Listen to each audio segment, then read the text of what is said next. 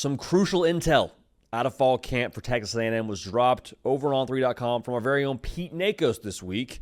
And if this intel ends up translating to the actual games being played in the fall in College Station, I'm going to feel very, very good about my prediction that A&M's a college football playoff team, and we'll see what else happens after that. Before we do, though, before we break down that intel, make sure you're subscribed right here to the On3 YouTube channel. College football, nothing but college football year-round. A&M fans, man, I don't know if it's just because we picked y'all to make the playoff or if it's the fact we had Billy Lucci on during media days, but we've had a lot of y'all start subscribing to the channel and get dialed in. If you are not yet subscribed as an A&M fan or a college football sicko, make sure you're locked in. We appreciate y'all in advance for that. So the intel from Pete Nakos, which is a full intel piece over on on3.com again, as it pertains to A&M, was that the transfer receivers, KC Concepcion from NC State and Mario Craver from Mississippi State, are both as advertised, both looking the part, living up to the hype, however you want to say it, thus far through fall camp. Now, it's still early in fall camp, still some scrimmages to be had, still a good amount of runway when it comes to this actually being a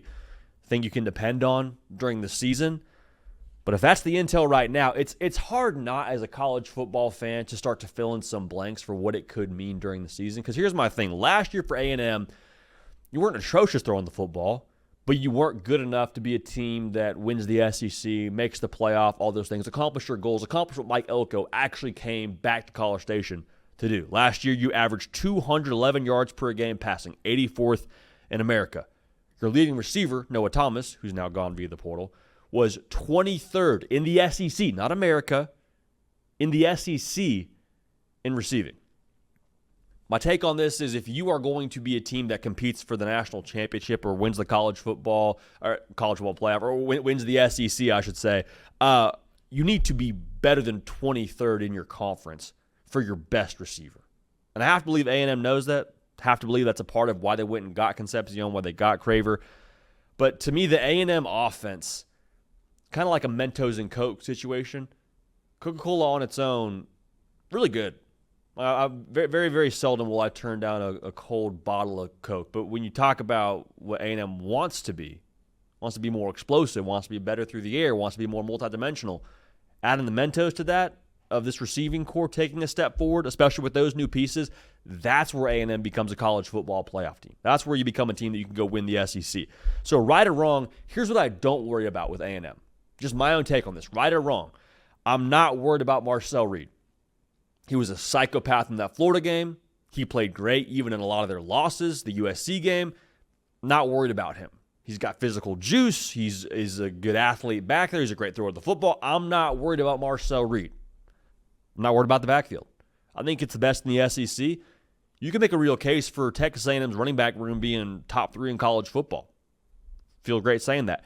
Defensively, I'm still trusting Mike Elko on that side of the football. I think it is very rare for the side of the ball that a coach specializes in to stay lackluster. No, A&M, they weren't lackluster last year on defense, but there were a lot of timely instances where you're like, A&M needs you better on defense, needs you to step up to the play here, needs you to be the reason why we go finish out this football game and go win the whole thing. Like, you didn't see that last year, consistently at least.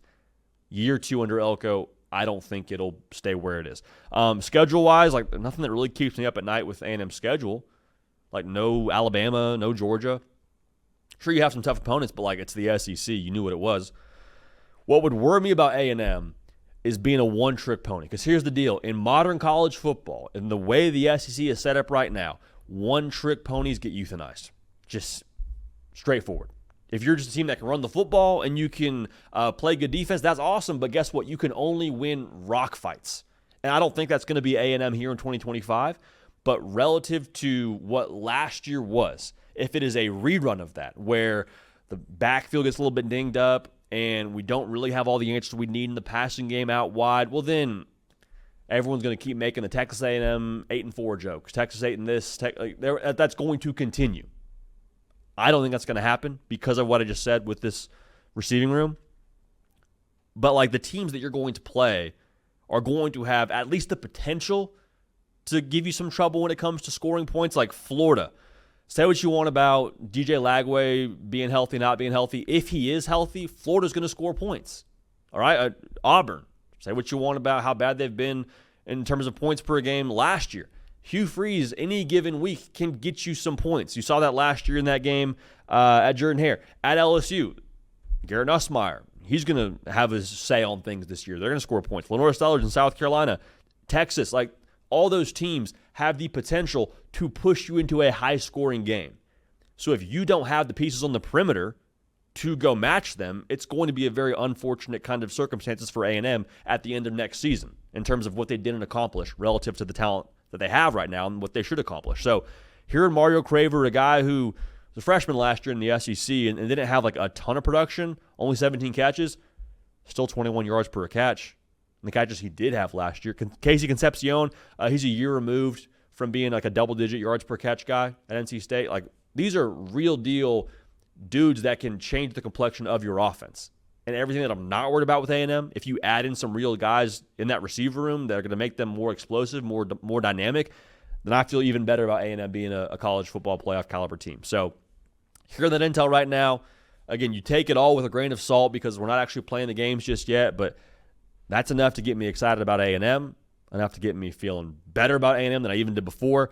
They're going to be a lot of fun this year to watch because of what they're going to have in that receiver room relative to what they're going to have on the rest of the roster. So, A&M fans, let me know how you're feeling right now. Still early in fall camp, but let me know how you're feeling over on Instagram, Twitter, at JD PicKell. Get at me on there. And also make sure you're subscribed right here to the On3 YouTube channel. For Caden Smith on the ones and twos, we appreciate y'all. We love y'all. We'll keep this party rolling. We will see y'all next time.